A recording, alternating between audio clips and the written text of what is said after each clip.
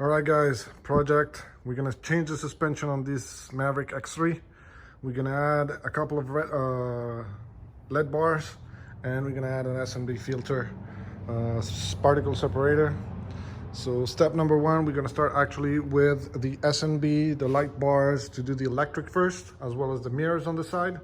And then from there, we're gonna move to the suspension. So all this is gonna go inside that vehicle, and you're gonna see the entire process.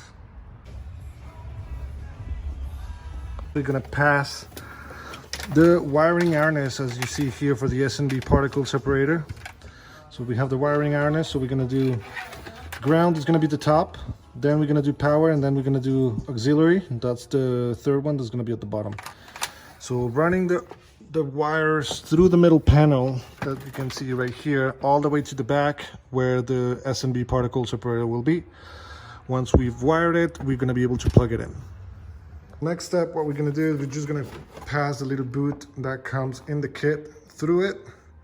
Pass that, make sure that it's really clamped into it.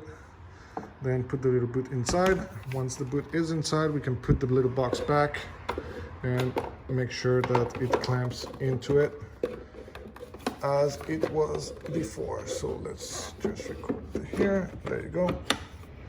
Put it back together. Now we can pass to the next step.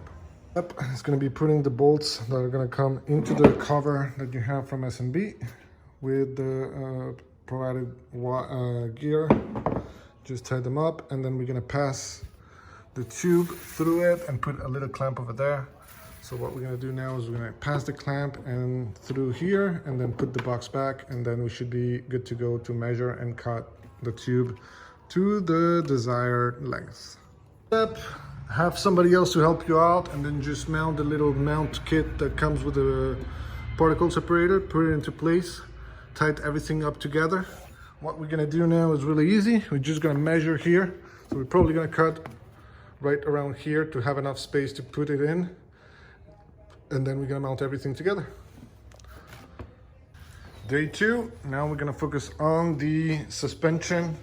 So step number one, we're gonna start with the rear.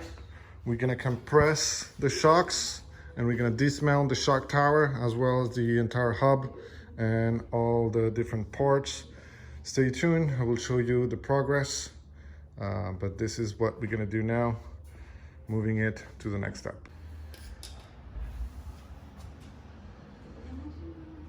All right, so what we're gonna do now, it's simple. We actually remove the hub. For that, you have to break the little part here, take the wheel off, take the brake off, and then remove the entire part. That will allow you to get access to this. What we're gonna do next is we're gonna blow the little rivets here that we have that holds the line, remove the shock, remove the sway bar, and remove the last bolt over there so we can remove the entire arm. All right, so we completed, we removed the trailing arm. Now what we're gonna do is we're gonna remove the shock at the top and remove the entire shock. All right, next step, what we're gonna do is we have this little shock mount here, that it's also a gusset. What we're gonna do is we're gonna pass it through underneath, put it at the base of the shock on top, and this will come to that specific one. This is where it's gonna go hooked up, and it's gonna solidify, it's gonna make everything strong and make sure that everything is able to fit together so we can mount the shock on that little bracket on the stairs. All right, guys, so we finally put the bracket. We put it right here on this bolt, and then on top, we put it in here. I'm not gonna lie, it was a little bit of a bitch in order to align everything. You don't have a lot of room. And then we actually bolt in the shocks into the bracket, and now we're gonna be ready to mount the new trailing arm that is over there. We're gonna put that together, and we're gonna move to the next one. Closing the tie rods, 72-inch the rear, completed.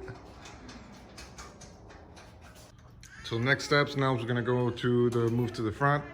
So first step is we need to remove the entire plastic. So there's a couple of bolts here and there. And now we're gonna remove the radiator to get it out of the way so we can get access to the tower and we can get access to the EA arms. After that, we're gonna compress one of the shocks lift the vehicle, and we're gonna start removing the A-arms and axles as well. All right, so we removed the tire. Now what we're gonna do is gonna be simply remove the central hub, remove the brakes, and then we're gonna unscrew the entire hub, take it out, and we're gonna work on the A-arms.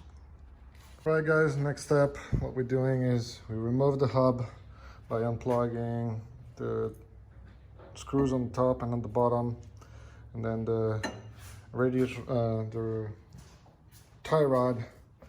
From there we remove the sway bar as well, and we remove the bolt on top of the shock, and we remove completely the shock. Now what we're gonna do is we will remove the top A-arms here and here, and then the bottom one here and then there, and replace them with a new one. So now we attack the second side. We did the same thing. Remove the tire, remove the hub, remove the shock, we remove the entire tire. And now what we're gonna do is we're gonna be removing as well the bolts here, the sway bar, and the bolts on the A-arms, and then we're gonna be good to go. All right, next step, what we're gonna do now is we're gonna put the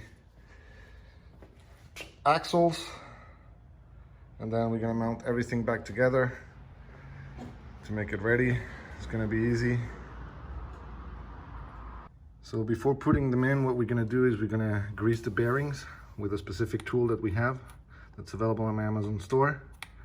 We're gonna put this, and then we're gonna start greasing the bearings. All right, so we finished with the left side. We're able to put everything back together. It was pretty easy. Now what we're gonna do is simply put the wheel back, and then we're gonna work on the other side. So put the wheel back, remove the compressors, and then we're good to go. All right guys, this is it. We completed the transformation from 64 to 72. Now the next step, what we're gonna do is gonna be a focus tune, which is the regular focus tune that you do on your regular cars. There you go, there you have it. To be honest, the front was way easier than the rear. The front was way easier. The rear, because of the brackets, that took a little bit longer and was a little bit more of a pain. It was really a tight fit, so it was really hard to actually make everything fit. But other than that, you got it. 72 transformation, all working good. This is looking awesome, way wider. We're gonna put the front back and mount everything again, and then I'm gonna go do a last shot. But this is it, guys. This is what it looks like to put the 64 to 72, and this is the way we did it. Here with my friend Adrian. Got it done. Got it done. Took us a while, but it's done now. Took us a while having the right parts. That's important. We didn't have the right axles at some point, so we have to wait for those axles to come in. But other than that, everything was quite straightforward. Not too many issues other than the rear, as we mentioned. But the front is done, everything is done. So now we're gonna be mounting everything back, and we're gonna go and try it out and enjoy the ride. One of the things that we needed to do is usually, especially here in California, you will have a big box right here, which has the California compliance charcoal canister, evap for some of the people that knows. Unfortunately, if you remove it, you will have a code that's gonna throw, because you have a sensor right here. So what we did is, in order to remove all that, just keep the main system with the hose and the sensor. And normally you will have this part being connected to the canister. So cut that tube, put an air filter on it, just to make enough back pressure. So just put an air filter on that. And then you have another hole that it's also connected to the left right here. You're gonna cut that one out, and you're gonna just plug it in. By plugging, so it makes vacuum effect, so it's not gonna throw any codes. So that's it. Plug that one, and then put an L filter, a small L filter that you can buy for $10 at any, like Pet Boys or whatever maybe, and then you will be able to keep the sensor, and then the code is not gonna be thrown anymore. and then you will be able to save all that space that you need, because the canisters comes right here, and it won't allow you to actually plug the bracket that you need. So the thing is, this is only for California and some of the European countries. So by doing so, no codes, no pressure, lack, or anything, you will be able to keep going.